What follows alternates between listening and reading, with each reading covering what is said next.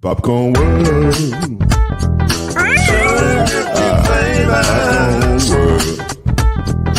Popcorn world. Yeah.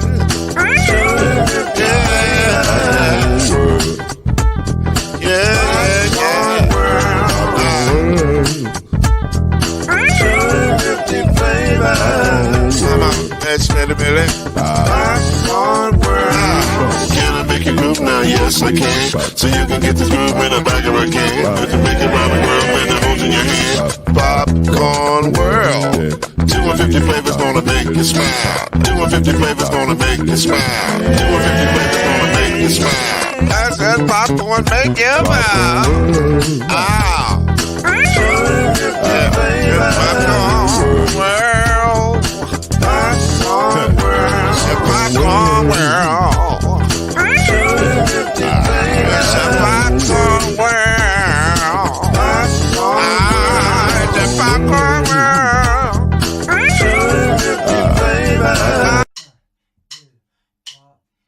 You're now listening to BLEAV in the ACC with Heisman Trophy winner and Florida State legend, Mr. Charlie Ward, Wave 3 TV, and Burger Creek Hall of Famer Kendrick Haskins, and Mr. Talking Noise himself, and of course Mama Noise's man, Lloyd Smith. And now, it's time for BLEAV in the ACC.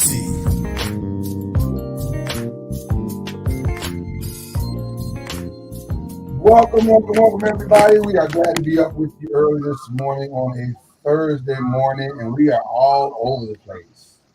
But we have one common bond, the cold. It's cold where I am.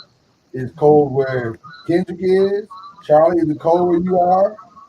It looks like we are not bonded together like I thought we were. No. You have on a cold weather jacket, though, Charlie. You look like you got It's raining. Well, I'm on the other side of the rain. We had 7 straight days of rain. Yeah, it's raining. It's raining here today. Well, you're welcome then.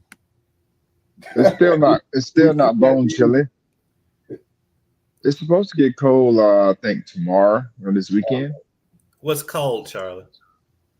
51. Not 25. Like some places we know, right? Yeah.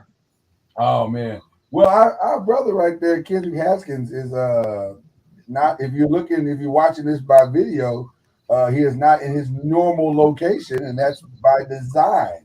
For 2 reasons. Number one, because when you're the sports director of Wave 3 Sports, they send you everywhere. Congratulations, sir. Thank you. Congratulations. Thank you. Well deserved, and maybe long overdue, but not really, because your boy was still there, and maybe an assistant would have been nice. I mean, that would have been nice, something. But anyway, we'll take whatever gets the bump and pay is what works. There you go. So there's that, and then of course he is in Nebraska right now covering the Lady Volleyball Cardinals, who are in the Final Four, trying to rebound from last year's run, where at this time last year they came up just a wee bit short against a was it Wisconsin? I think it was Wisconsin. Yeah. A very talented Wisconsin team who, let's just be clear, they won a mission, and nobody was going to get in. Nobody was going to beat them, especially not an upstart, spunky little team like Louisville, which Louisville played great, and they were dominant for most of last year. But, man, Wisconsin looked like they won a mission, and they finished that mission. So, how's it look this year? Who are the 4 this year that are – or the 3 other teams that are competing with them? Well, they'll open against Pittsburgh tonight. I'm familiar, folks. Which you feel good about that. They have a rivalry with Pittsburgh in the ACC. They split the 2 games this year. Last time they played on senior night in Louisville, and Louisville won that match. So you you feel pretty good about that. You don't want to be overconfident, but you feel good about that. Right. Then on the other side is San Diego and Texas. You would expect that Texas will come out of that, but San Diego's tough. I watched them in their match against Kentucky. They swept Kentucky, and Kentucky won the national championship 2 years ago. So, quiet as kept, low key. The state of Kentucky is a volleyball state. So, right. It's the volleyball state. Yeah, Western Kentucky was also in the tournament this year, and we've had national champions in high school at Assumption. Come out of Louisville for years, and so it's low key a volleyball state. Well, that should help with state recruitment to businesses and upstart people who are looking to relocate. Hey, your kid can come in and go be a national championship. So there you go. Well, listen, it should be fun. What time is the game tonight? I'm sure it's going to be on the ACC network. What time is the game? No, it's on ESPN. They got the East Coast guys. Okay. They're not going to put a Final Four on the ACC network. Well, listen. Let's not act like they wouldn't. Depending on it just worked out that there wasn't a travel. Not travel, but a scheduling conflict. But right. I think there's people smarter than us who make the schedule to make sure that this is the night that I would hope so. No, both games are on ESPN. Louisville plays the second game, so it's around 9:30 Louisville time. Around there, the first game starts at 7. So awesome. The Louisville games start after that. Well, I'll be tuned in tonight to see if the Lady Cardinals can pull it off. So that's exciting. And we got a lot to talk about today. We're talking transfers and trust, but I want to start with the trust factor because as of yesterday, the University of Louisville basketball team is no longer a team that has not won a game. We thought Charlie Seminoles would help us out, but they didn't want to. No. They had no desire to help us. So now the Cardinals are now a winning. Well, have a win streak going of 1. But I don't know if that breeds trust. And so I wanted to come on. Who did they beat? Well, they beat Western Kentucky, who was actually 8-1. So I guess that's something. Well, being 8-1 sometimes can be a good thing, depending upon who you play, or it can be a bad thing, depending upon who you play. They hadn't played exactly the toughest of competitions, and Western Kentucky, Rick Stansbury, the head coach, he kind of alluded to that in his pregame press conference. When you look at who Louisville's played so far, they played a tough schedule now. They've played a tough schedule. And he kind of pointed that out. He's like, they haven't won a game, but they've played some competition. Right. And so they could go on a little streak here. No disrespect to FAMU, but they play FAMU on Saturday.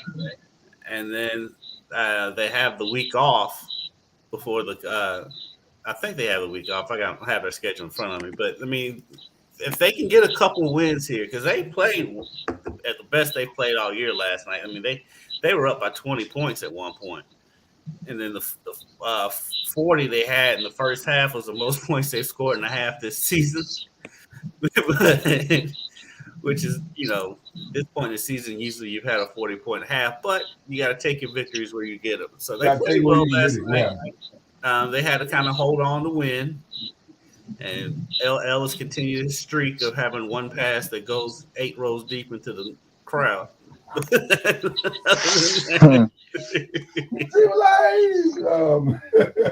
I mean, the one he had last night, because I think he had at least 2 against Florida State, and the one he had last night, I mean, that thing had to go at least 8 rows deep into the stands. I'm like, what are you doing? But he had 30 points and 10 assists last night, so you can let it slide. Well, it brings up an interesting conversation, not just for Louisville, but all the way across the board. Because while there are undefeated teams in the ACC right now, we got Miami, we got Virginia, we got Virginia Tech, Duke, and even Clemson. And we can throw is North Carolina? North Carolina's undefeated, right? They're undefeated. No.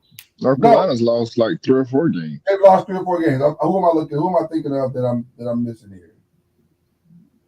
I don't know. That are undefeated. I think I hit the undefeated already. Yeah, because Carolina they got dusted at IU. Yeah, they did. They did before that too. So that brings me to this question: who do you really trust in the ACC right now? Like, because I even go through those undefeated records, and I go, well, yeah, but who have you actually played? Like, have you played? Like, I trust Duke. You trust Duke? Yeah, right now. I know they're undefeated, but I trust them. I still don't trust youth. Like, yes, it's good to have youth, talented youth, but at some point it comes back to bite you if you have too much. And I think they have quite a few young guys that they're dependent on, which are very talented, but they're going to eventually run into teams that take away their strengths and force them to play a certain way. And experience does play some factor, but they do have what you would need to make a run. But I'm not sure if they have enough experience to make a run. But what I like about them is they have played a tough schedule. That's really more than anything what sticks out to me about Duke. Yeah. No, that's true. Can you talk about that a little bit more, Charlie? Talk about how critical experience is, not just from the player side, but from the coaching side. Talk about it from both sides, and just how critical that is to have if you're trying to make a run in your conference and then beyond. Well, I mean, being well coached, which they are, that they give themselves a chance to win every game. And I think that plays a part in them winning these games that they've won so far against some of the teams. It does help. That is experience that they're gaining in tough matchups as they continue to pursue their goals the rest of the season. However, there will come a time in the tournament where you're going to play another experienced team who has veterans, who's been there before. And as we know, the tournament is a little different in the regular season as far as the intensity of the games and one possession games and those types of things. And so, well, it's okay to do well in the regular season. It's a different mindset once you hit the playoffs or the postseason.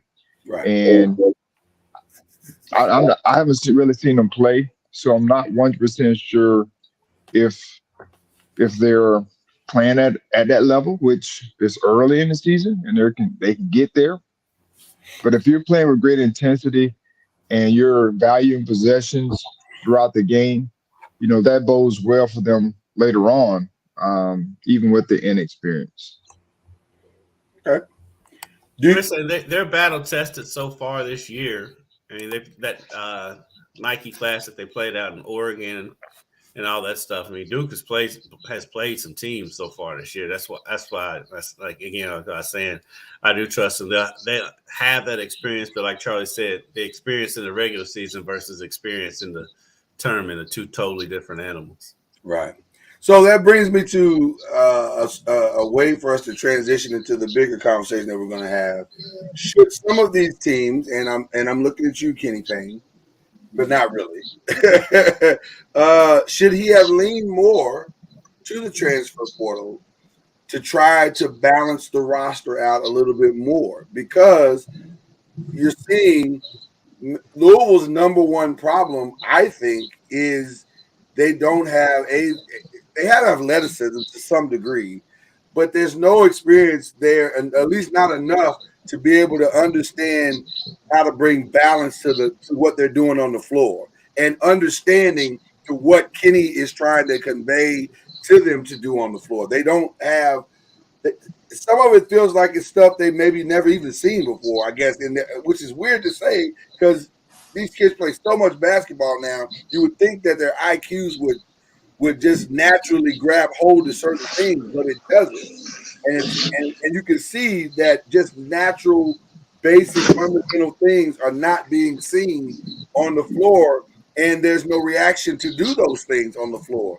To slide off a pick a certain way, to come off of a pick and roll a certain way, to even come set the pick at all. It becomes a one-on-one thing, or to take 2 passes and then shoot a 3. Just weird little stuff that you're going, okay, why are you doing that? Like, help me understand what you're seeing that's making you do that. Or are you just doing it because you think you can score or whatever the same case may be? So and I use that small micro example to the bigger example of what you guys are talking about. Should they be leaning on the transfer portal more to come bring experience into their rosters? Well, they tried. I mean, they got Brandon Huntley Hatfield out of the transfer portal. He's transferred from he's a 5-star forward coming out of high school to transfer from Tennessee. They just missed out. I mean, for a variety of reasons. I mean, timing, because the NCAA stuff is still hanging over their head, and you have a coaching change, and and so I mean, a lot of factors go into that. But they did make the attempt in the transfer portal. They just didn't get some guys. And as far as the experience, though, I mean, yeah, Huntley Hatfield is a sophomore coming in, but I mean, Sidney Curry's a senior. Jalen Withers is a fourth-year junior because he redshirted his freshman year. So there is experience there. It's just I don't know. Well, part of Curry came in the season way out of shape. Way out of shape, yeah. And then Withers, Withers fell in love with the 3-pointer in the offseason. I know that's part of what happened because when we talked to him in media day, that's all he kept talking about is he's a better 3-point shooter, which he is. I'll give him that credit. But I don't think he worked on other aspects of his game. Right. It doesn't feel like he probably did. It just doesn't feel like it. And so you can see where the emphasis went. Right. And of course, I mean, the guard situation. I mean, L's having to do too much, and he had a great game last night. Had 30 points and 10 assists, and he was played under control for the most part, except for his 50-yard bomb he threw to the sidelines. Right. He played well, but the guard situation is the biggest glaring problem with this team. Okay. Well, when you don't have guards, you struggle. I mean, that's anywhere in the league. So definitely having good guard play plays a big part in your success because they can, of course, control the basketball, control the flow, make decisions, get everyone involved. And of course, you need all the other aspects, shooting and shot blocking and all those different things. But if you don't have good guard play, if you got one guy that can control it, that's great. But you need multiple guys that can actually control the game. That plays a big part in the success, I do believe. But I'm just curious to know, how does someone in college come in out of shape? Charlie Ward, that is a powerful and necessary question because I don't know. Wow, that is a great question. I don't know. I honestly don't. I've said that same thing about college and pros. Like, if this is what you do now and you have access to do it, why wouldn't you do it? Like, that's I don't understand. Well, the pros I can see from a individual standpoint because they're not really hands-on with the pro guys in a sense. So they kind of expect or hoping that the guys are professional enough to say, I need to get in shape. I need to be in this type of shape so that I can play at a high level. They're expecting that, and they may not see them until a certain time. But in college, they're normally there early, the majority of the summer. Yeah, throughout the summer. I don't think he was here all summer, but I know he was here. So I just don't understand like how. I do understand because it's an individual deal, meaning they have to participate as well. But I'm just curious to know, like, there has to be something to say I Come feel on, like man. there may have been some kind of, and I'm purely speculating. I don't know, but I'm wondering if there's something else that kind of may have led to that. He doesn't talk. Sydney doesn't talk much. He's a nice kid. He just doesn't talk much. So you Meaning never he know had what's an going on. injury? I don't know if there was an injury or maybe something in his life may have Something happened. that happens, yeah. Because like I said, he's very quiet, very because if you watch him on the court, he doesn't emote any kind of. Let me. I don't want to zero in just on the one kid, but I will for example purposes. But don't you? To me, just the pure volume of activity from summer to season should produce. If you're young, like shouldn't it No, produce some measure of in shapeness? Like I mean, no. I don't know. I'm just There's not asking. there. No, there's I mean there are guys who you see come into college who may play college basketball and they're huge.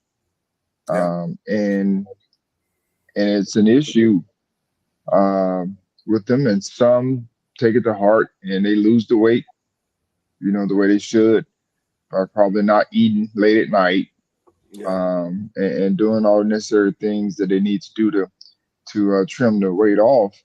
But then there's some that do take it for granted and start, doing whatever it is that they do and forget that they're basketball players or, yeah, basketball players for the most part. And they continue to put on weight. And they don't do necessary things to help them.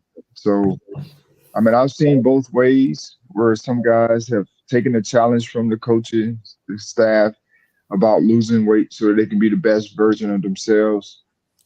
And then there's some who they are in shape, and then all of a sudden they start doing things, whether it's them not playing as much, or from a mental standpoint, they're in a place where they don't want to, they're not motivated to go and work out or do these different things. We've all been there in some form of fashion, and so I think they're no different.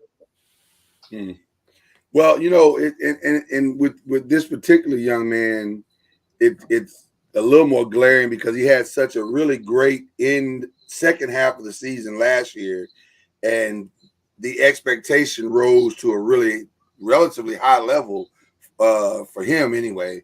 And then so I think they were kind of leaning on the fact that he would take the next step, which he has not done. But the irony of it is that he, like in this last game, I think he gives you these spurts that you go, God, if you could get that for 30 more minutes or 20 more minutes a game, we wouldn't be having this problem. We did see a whole different squad. But maybe he'll play himself into it. Maybe someone will get in his ear and say, hey, man, look what you can be. Look at the potential. Because, to me, he's the kind of kid that's got just enough potential that if he could just commit to that and take that next step, who knows what could happen? He could go to G League, spend a few years, and maybe become something special. I don't know. I mean, he can play. I mean, he can play in Europe for a long time. He's got Yeah, a good for skill sure. set because when he's in shape, he's active. He's active around the basket. He's a little undersized height wise, but he's strong. He's active. Full strong though. He is athletic for a man of his size and stature, so he could be fine. And if he does run, and they've got a little break in the schedule coming up to where he can get some confidence going too for him and the rest of the team, because they have FAMU coming up on Saturday and they have Lipscomb on Tuesday before they go to NC State on Thursday, and so they've got a couple of games here where they can get some confidence going before they get back in the ACC play. Speaking of confidence, Charlie, are you starting to trust your Seminoles now? Are they starting to gain your trust as a former? They play well defensively. Yeah, they've been playing much better the last couple of weeks. They lost by 5 to Virginia on the road. Not sure if they had a chance. I didn't get a chance to watch it, but I think they were down 3 at one point late in the game. So I think they're playing better. That's kind of what you want to see when you started out 1-9 or whatever it was. Right. You just want to see the team progressing, and I think that's what they're doing. They're starting to get some guys back from injury, and then of course I've been saying it all the time. They need the guys who are playing, just been playing, to play better, and I think those guys are starting to play better. Now they are getting guys back. It does help, for production wise, especially the way they like to play. And so I don't know. I'm not going to say they're trusted the coaching that they're going to do what's best for situation. And the players are still relatively new, some of them, and playing different roles this year. So I think that's a filling out process. So hopefully they can continue to improve upon their roles, and so they can get better. And one quick correction: my computer was doing some weird stuff. So those undefeated teams I was talking about at home, they were undefeated at home. Actual undefeated teams. There's only one undefeated team, which is Virginia, which is the number 2. Which, by the way, is no surprise to anyone. Virginia. Listen. You can say whatever you want about every other team in the ACC, every other team in the country. One constant has become very true as it relates to Virginia. Tony Bennett's going to figure it out. He's going to figure it out. They're going to be good. They're going to fly under the radar, and nobody's going to want to watch them. I don't know if there's a coach right now that is more in tune to his program in the country than Tony Bennett. Like year to year, he knows what he's got, and he's going to, and they're going to be ready. He's not going to change the system to fit whoever the personnel is. They're going to be exactly what they are every year, year in, year out. And he's ready. He's always ready. So it's an impressive thing that they're doing every year there, man. He recruits to his system. That's what it is. Because, if he doesn't just go out and get the best player, he goes out and gets the best player that'll fit his system, and that's why they're consistently good. I think that's the Mike Krzyzewski theory. Like I don't need everybody. I just need guys that fit. Well, at the end, that wasn't this Mike Krzyzewski. Well, yeah, he acquiesced at the end. At the end, it was like, okay, maybe I should get the best player. Well, speaking of recruiting, the other part of today's show was a conversation that we hold near and dear to our hearts here at this particular podcast, and that is the transfer portal. It is so full disclosure. I heard on another podcast that the transfer portal was filling up fast, and I'm like, well, it's always filling up fast since it's been, And they said, well, no, it's 1,000 people, and I was like, 1,000? That sounds like a little high.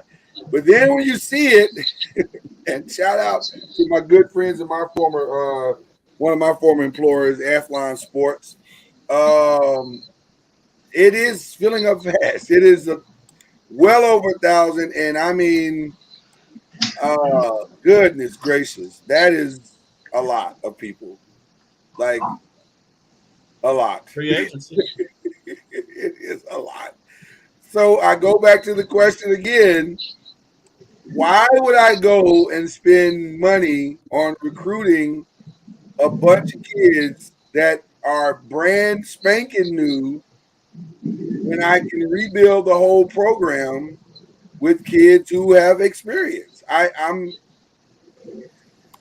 That has been my concern about all this from the get-go, is like it's going to hurt high school recruiting. It's going to, because you like the top tier players, they're going to go get them regardless. Right. So like it's the next level, and then the next level of player that's going to fall through the cracks. Now, of course, he can go to a smaller school and end up entering the transfer portal and getting somewhere anyway. But I think high school recruiting is the one that's going to take the biggest blow in all of this. The 3-star and the 2-star is the one that's going to be in trouble. Because if you got an option, I'm not going to get a 3-star, or unless I see something in this kid that everybody else missed, and I make the bet that I'm right. I can't see why I would do it. So Charlie, you gotta help us make it make sense, bro. Well, there's a school for everyone that has, aspirations and talent, and they show upside because what you don't want is to build your roster off of a bunch of transfers, and you have you recruited, or you have high school kids. I think it's a balance, depending upon your need, because some years you may need to make over your roster, like Florida State is doing, and Miami is probably getting ready to do again. Because they're coming back. The U is coming back. And of course, Colorado, they're new, and a lot of the teams who have new coaches and they're trying to compete right away in their conference, whatever conference that may be, they're going to go and get plug and play type of guys. But there are some room for high school kids that they're going out to develop, because what you don't want is to get a 5-star with a bunch of transfers and you end up losing a 5-star because he didn't get an opportunity to play or get a chance to compete. So if you go and get a 3-star with those guys, you at least buy yourself a year to 2 years to develop that kid, and you can get your transfers to plug and play for those few years while your 3-star is developing into the player that you feel like he could be or she could be. And that's the way you can get 3-stars or 4-star guys to, continue to develop. I know that's happening, on teams, because sometimes they're not ready when they first come in and they need some development. And sometimes they project them out 2 years before they're actually ready to play. They feel like they're ready to play from a physical standpoint, and sometimes mental as well.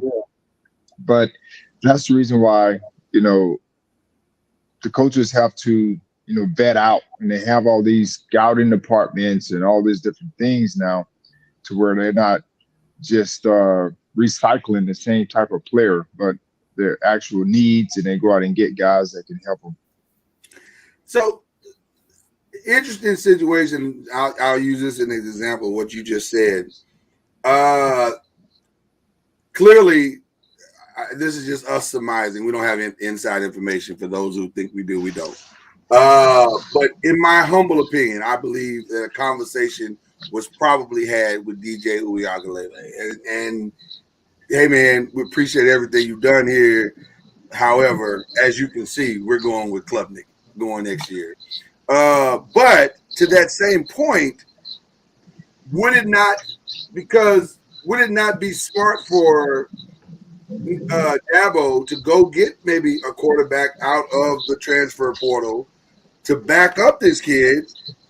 Because you've seen what happens when you don't have it. Like, he's kind of seen the other side of the monster. And so it would be smart to go get maybe somebody that can push Klubnik a little bit, and maybe or that. Like, what are your thoughts on that, guys? Well, Dabo's not going to the transfer portal. He is very anti-transfer portal. He's very anti-transfer portal, which is very strange. Yeah, for whatever reasons. Yeah. But I get what you're saying.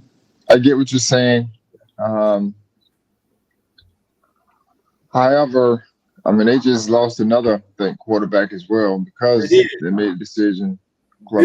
Billy Wiles is the young man's name that left. Yeah, eventually Dabo's gonna have to go. He's gonna go to the transfer portal because he's gonna have to. He's gonna have to. Yeah, and he's gonna have to. I just don't see how you avoid it, especially when it's just easier shopping. I mean, I hate to keep bringing it back to that place, but listen, I got most of my Christmas shopping done this year on Amazon. Why? Because it was much easier than to go to a store. It's easier to go into the portal than it is to be traveling all across the country, sitting outside in cold weather games, courting some 17-year-old that you don't know whether or not he can come at all. So, especially if he's a 4-star. Now, if he's a 5-star, you feel pretty good about this guy can come in and contribute. But a 4-star, that's the line, and you don't know. So, let's just be honest. Mm-hmm. You don't know how the transfer is going to respond to your team as well. That's true too. And you're hoping that they come in and fit in with what you're doing. That's the hope, and it's all like coaches, like people saying it's a home run hire. How do we know? I mean, we don't know. He's going into a new situation, and we don't know if it's a home run hire. It's based upon what he's done in the past, yes, but going to a new situation, you never know how they're going to, fare in these situations. So I just think it's a hit or miss. Yes, you can look at the talent and upside, but it's more so the culture that you're bringing these players into. And so if you're bringing them into a winning mindset culture, I just go use Florida State. Their whole mantra is, of course, get the best player, but they have to get one that's willing to fit the culture. And you hear Coach Norville talk about it all the time is, we want the right fit. And of course, every coach says that, but sometimes you just go out and get the best player and they don't have the right mindset. They're not ready to compete for a position. They want to be handed a position. And when that doesn't happen, they're ready to move on. Now, I was just looking at the portal, and there's like a few guys' names that I've seen, and this is like their second time transferring. Yes, so it is. Yeah. What's the quarterback's name? I know one is JT Daniels. JT Daniels. Yeah, JT Daniels is. I'm like, man, where are you going? I mean, when if he goes to the NFL, and he's playing on Monday Night Football, and they say what school they went to, what's he gonna say? He'll say JT Daniels, NCAA. They're gonna have to block out a whole segment for him to name. Hold on. He started at USC, right? I believe so. Was it USC or I know he was at Missouri one time, wasn't he? He was at Missouri at one point. No, he wasn't at Missouri. He went from USC to Georgia. Was it Georgia? Okay. Yeah. Because Stetson Bennett took his job. That's right. He got hurt. He got hurt. Stetson Bennett came in, and he never played again. So he transferred to he West started Virginia. at USC, then Georgia, then West Virginia. West Virginia. That's okay. So now he's transferring again. That's 4 teams. Well, again, I use this analogy before. I said, listen, if you've dated 3 different women and it didn't work out, it's you, bro. It ain't them. It's you at some point. I thought he had some success at West Virginia last year. I thought he did. I did too. He didn't. I don't think he tore up the world, but it wasn't horrible. Like they were 8-2 overall. Or I'm in the wrong place. Hold on, let me go back. I forgot my once again. My computer is playing games with me. Let me pull them up. They weren't 8-2. They weren't 8-2. They weren't 8-2. No. They were. Oh no, they weren't 8-2. They were 5-7. No, they were 5-7. I apologize. They're 8-2 in basketball. 5-7 in football. So, I mean, they didn't make a bowl. So, but okay, but I'm just saying. It really doesn't matter. Don't you have to stick somewhere though? I'm just trying to figure out like why, like, and I saw that the quarterback that was at Clemson His last name starts with a P. He's from Connecticut. But he's transferring again. Wherever he went, it didn't work out apparently. And now he's in the transfer portal again. That's just quarterback. I'm sure there's numerous of guys who this is like their second or third transfer. Where does the rule come in where you got to, there's some consequences for just continuing to move? Did they take that rule out? I guess it is. I'm looking at the stats. 13 JT Daniels, 13 touchdowns, 9. So that's not good in high school. Right. It's not the best. So, but that's you though. That's you. And you chose West Virginia. Like you chose that school, bro. Like I don't know. I think sometimes they be going where people want them. And they're like, yeah, I'll take it. I'll accept. because somebody want them. That's why I say sometimes, man, like Slovis. Yeah. I mean, he's in the portal. He's in the portal. Again. Can you blame him, though?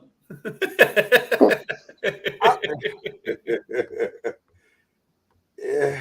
I mean, I'll tell you another name that surprised me was Jeff Sims is in the portal.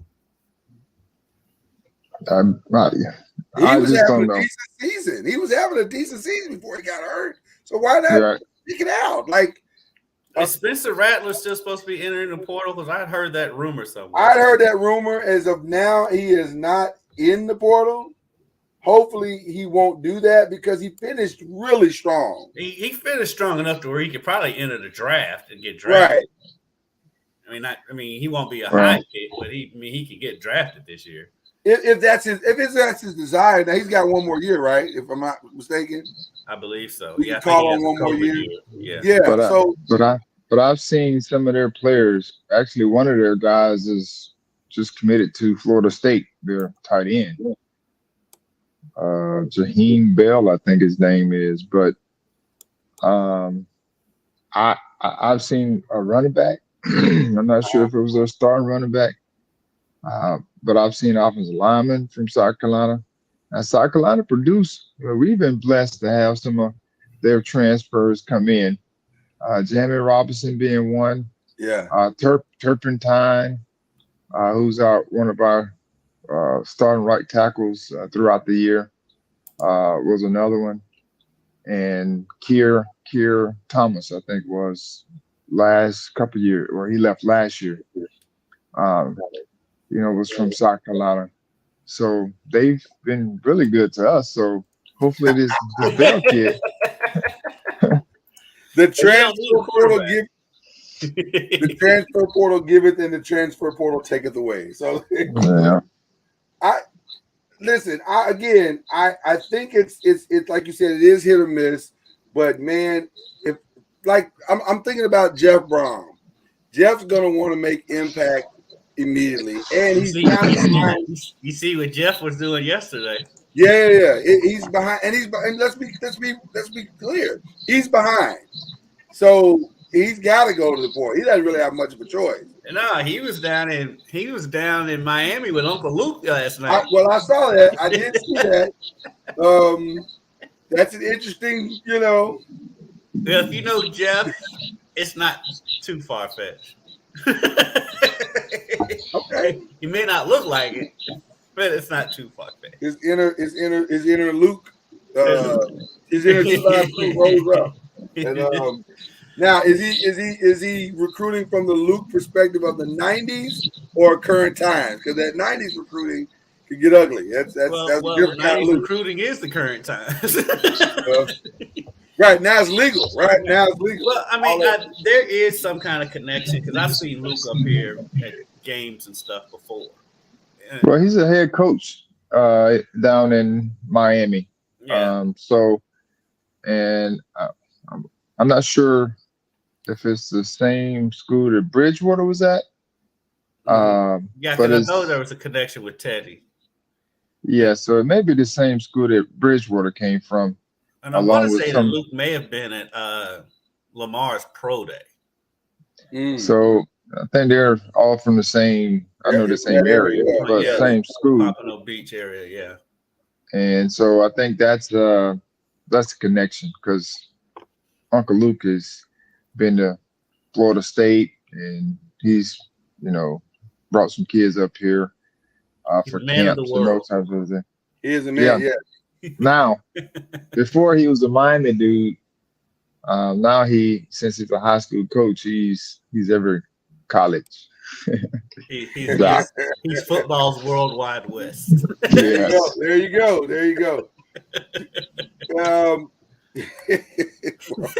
Football's worldwide west. That is a great analogy. Oh my goodness. Speaking of the Knicks, they won 5 in a row. 5 in a row. Okay, they're going to win 6 because they got. Sometimes is it this weekend? They got Steph and them coming up, and no Steph. It doesn't matter. They just need to keep playing well. I think the way Golden State's playing on the road, it don't matter if Steph's there or not. Yeah, well, that might be true. That may also be true. They're terrible on the road. Okay, so we know we got some bowl games coming up this weekend. I think this weekend. The Wasabi Fenway Bowl featuring the University of Louisville scout team versus the University of Cincinnati scout team. Irony at its finest. Question to you, Director. Are you going to be jet setting this weekend? Are you headed from Nebraska to Boston, or that'd be a big fat negative? I would say, or do y'all cover the Wasabi Fenway Bowl at all? No, that bowl game. I mean, God bless these people for wanting to put on this bowl game. They've been trying to put it on for a couple of years, and they're just now getting it off the ground. There needs to be some kind of parameter. If you can't have 2 sidelines, then you don't need to be hosting a bowl. The teams are be next to each other, Charlie. That's the baseball stadium. Right there, Fenway Park. They're Fenway Park. They're come on. Be careful, kids, not to run into the big green monster. Right. I mean, because it's not like they don't have like 3 other football stadiums in the city of Boston that they can play in. There are other options. There are definitely other options. I mean, I get that you want the nostalgia and the freak show, for lack of a better term, of playing in Fenway Park, and I get it just because they have the Pinstripe Bowl in Yankee Stadium, which also is ridiculous. But that's the reason why they're doing it. I mean, it's all competition, and somebody like we should play one in Fenway. There's a reason why NFL teams have their own stadiums now, and we're not playing in baseball stadiums anymore. Exactly. Even though it did look cool back in the 80s. Except for San Francisco. I always thought that was weird how they would have the dirt on the field. Like, I thought it was cool. I loved it. Big old gigantic dirt stains. Okay, anyway.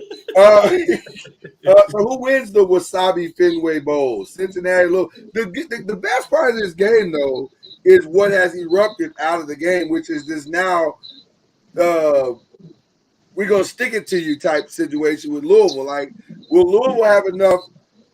Oh, is this what you're doing, Coach Satterfield? Like, will they have enough of that in them to go try to beat Cincinnati, or is this is a weird game. It's a very weird game, right? Because like a lot of Louisville players aren't playing. A lot of Cincinnati players aren't playing. I mean, Deion Branch is coaching U of L. And I love Deion. Deion is my guy. I love Deion. We love Deion. We love Deion. We love Deion. Deion came out in the press conference and said, "I don't really know what I'm doing." Like all the coaching staff, just about that was there, has gone over to Cincinnati. It's gone over. And so you also got to wonder, well, who's staffing Cincinnati's team? And so right, because all their coaches have gone to where did Luke Fickell go? He went to Wisconsin. So. It'll be an interesting game to watch just because of the train wreck factor of it. It's like you don't want to turn away because you know this is going to be a horrible game. It's not going to be pretty. I will give a shout out to Brock Dolman, who will be the starting quarterback for U of L in that game. He's he's confident and pushing that he wants to be the starter next year. And I'm like, go ahead. It's audition time, baby. It's your time because you got a year. Yeah. Well, the irony of coming in. So. Yeah, the irony of this game is that in addition to that, the next maybe in some ways a bigger game this weekend, at least in the hype factor, is the Jackson State North Carolina Central game where their former coach will allow to be a coach their team in this game. Dion will coach them, and the new coach TC will coach against North Carolina Central, which is again very strange to me. And no difference. This is no difference. Why is it strange? Well, because when he gets done coaching this team, he will then take 11 of the players and put them on a private plane to Colorado, and it's just I don't know. It's just a weird. We're in weird times when it comes to college football right now. It's a weird time in college football. It's a weird time.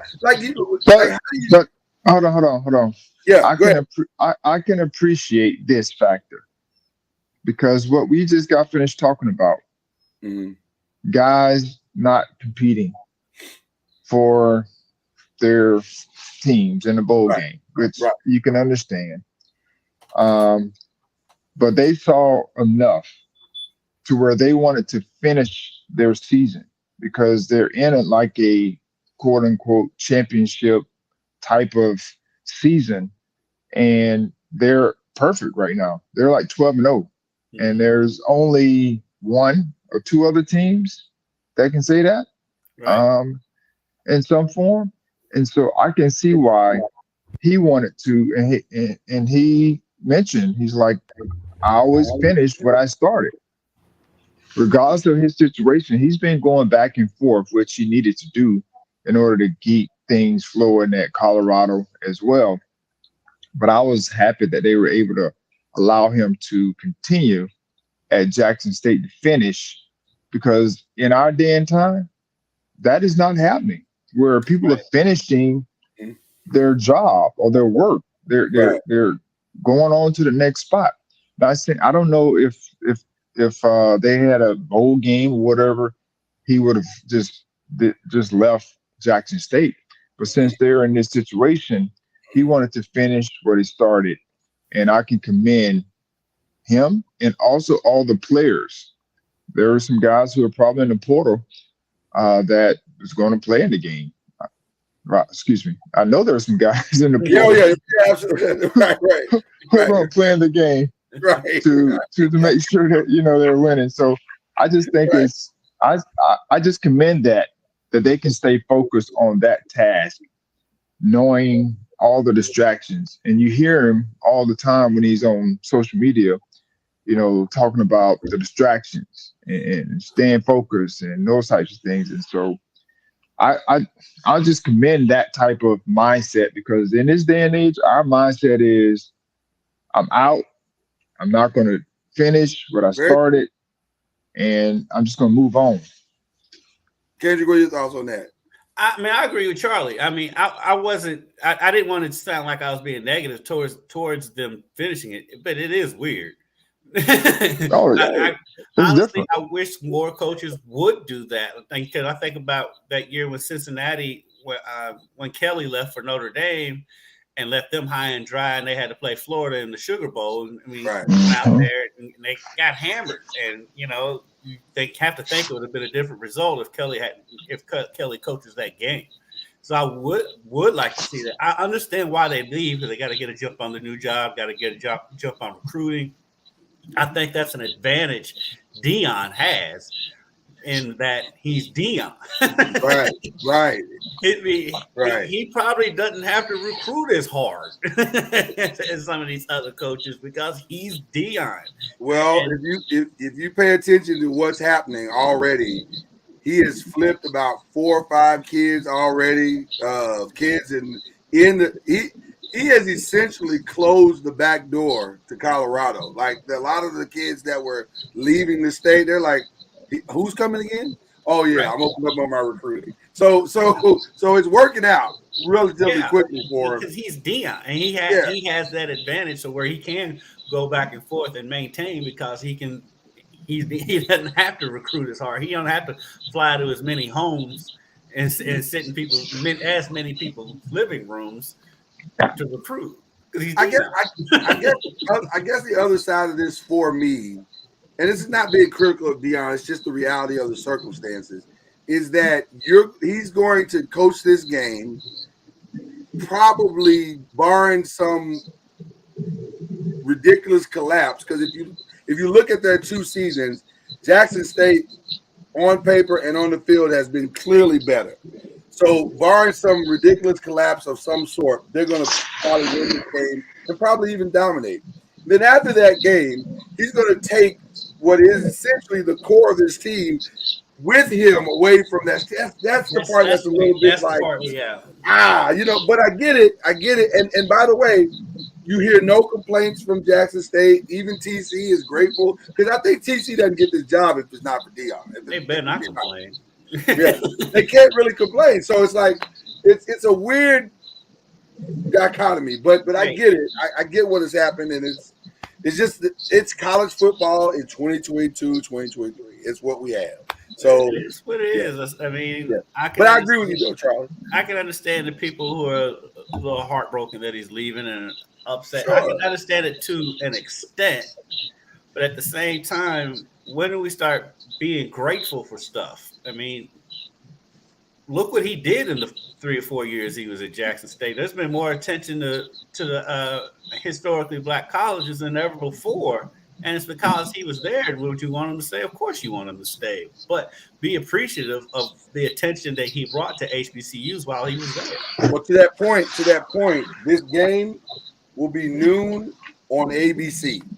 Right. When was the last time that happened, right? Only time you saw an HBCU on TV was when Grambling and Southern played on NBC. That's the only time you ever saw it. Yeah.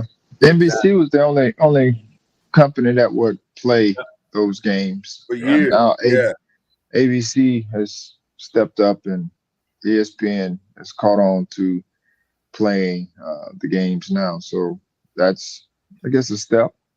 Yeah, I mean, credit Stephen A. Smith a little bit for that too. Stephen A. Smith has brought a lot of attention to it too. And the truth of the matter is, and I know we got to get out of here, but the truth of the matter is, the blueprint has been laid. HBCUs as a whole could pick up this blueprint and build from there if they wanted to. I'm going to get on the soapbox just for about 15 seconds. To me, there is no logical reason why the SWAC and the MEAC are not one conference. No logical reason whatsoever. There are literally 7 teams in the MEAC, and 2 of them are good. So why are we trying to create this thing, this separation thing, when the reality is they need each other? They need each other. How many teams are in the SWAC? Maybe 14, maybe. Like, it has division. It has legitimate divisions. But well, that's probably why. Yeah, if they got that many teams in the SWAC, that's why. Yeah, but why are we okay? But at the same time, you can't really. Okay, so I think the next best team in the MEAC was Howard, I think, and Howard was like they won, like, I don't know, they didn't win that many games, so it's like, I don't know what they won 5 games. So the difference between North Carolina Central is 9-2 and Howard is 5-6. So you got one team that's 500, over 500. Well, Southern is 5-3, or 7-5 overall. In football? They're in the SWAC. 7-5, and Prairie View is 6-5. You talking about this? No, the MEAC.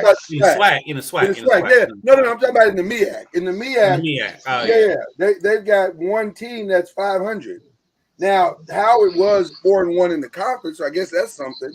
But I don't know. It just seems like you should be able to absorb each other and then build from there, and then try to come up with. There's 12 teams in the SWAC. Okay, so that's room. There's some room, to figure. 19 teams. Listen, That's a lot. That's a lot of teams in one conference. there's a lot of teams, but guess what? Listen. They ain't trying to figure this out, though. No, try to justify that. That's a lot of teams, Lord. So maybe everybody doesn't get to go because I mean nobody's clamoring to see. No, with all due respect, nobody's clamoring to see Delaware State or Morgan State. Maybe they don't get to go. Maybe they got.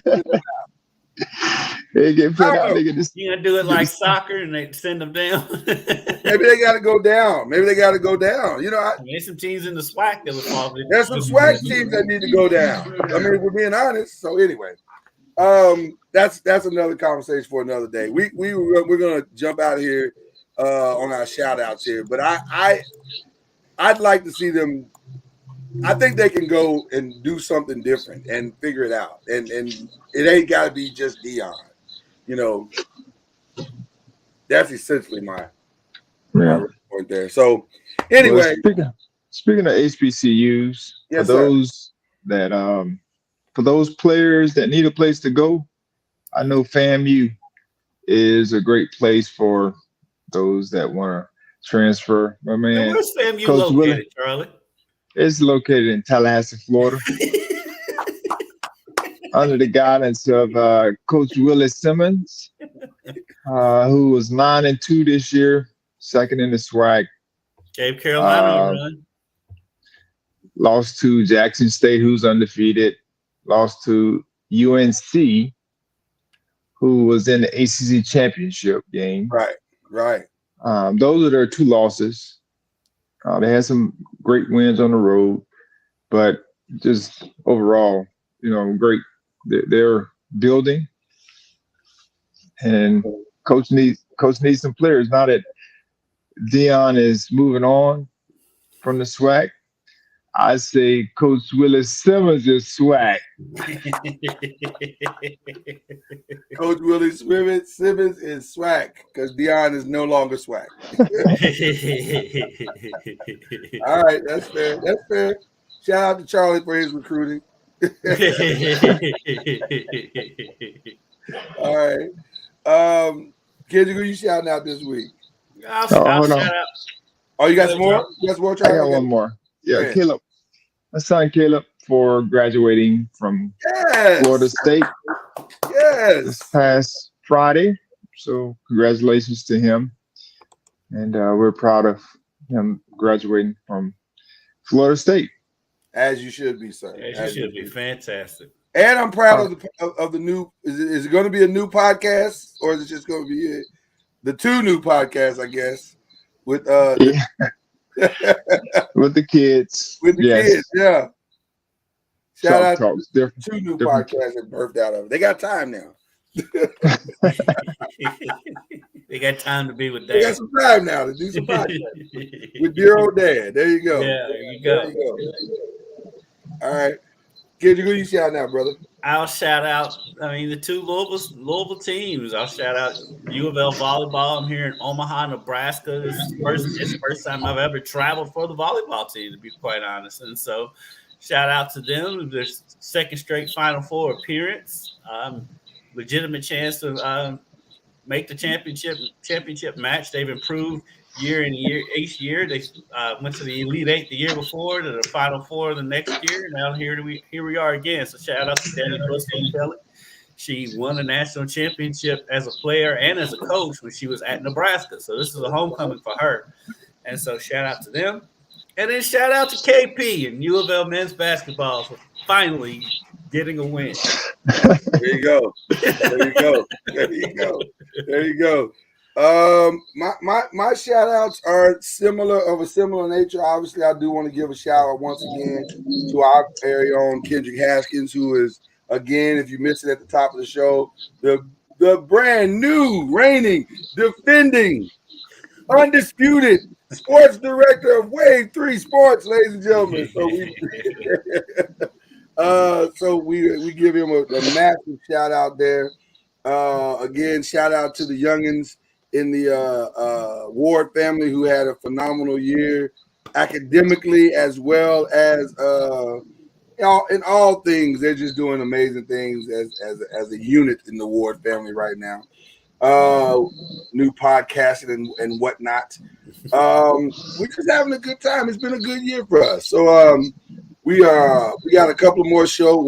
At least one more show before the holidays. So we will be back next Thursday for I guess our final show before Christmas, and maybe the last one for the holidays. I guess we'll see how it goes, because Kendrick, this new sports director, is going to be quite busy next week. So, I've been a one-man department for 3 weeks now, so ain't changing anytime soon. I was saying, maybe your first responsibility is to hire some help. I don't know. I'm already working on that. So I'm the sports director, and I need to find somebody to direct. Right. Yeah. That's probably the next thing. But yeah, we're just having a good time, and it's been a good year for Believe in the ACC. And we thank you guys for being so supportive and so focused and so locked into what we're doing here. Shout out to those who will watch this later on in the day, because we got a lot of people that do that. So with that being said, that is Kendrick Haskins, that is Charlie Ward. I am Lloyd Spence, and we have had a wonderful time with you as always. Have a great Thursday and enjoy yourself and stay warm if you're in those cold weather places, unlike Charlie, which is, you know. For the rest of us, stay warm. It's kind of cold out. We'll see you later. You've been listening to Believe in the ACC with Charlie Ward, Lloyd Spence, and Kendrick Haskins. Please like, follow, subscribe, and share from the Noisemakers page on Facebook and on YouTube. And you can also listen to us on Spotify, Apple Music, iTunes, and wherever podcasts